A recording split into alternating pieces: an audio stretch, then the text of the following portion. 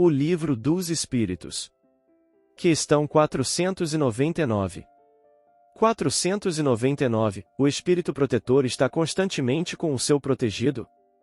Não haverá alguma circunstância em que, sem abandoná-lo, ele o perca de vista? Há circunstâncias em que não é necessário esteja o espírito protetor junto do seu protegido,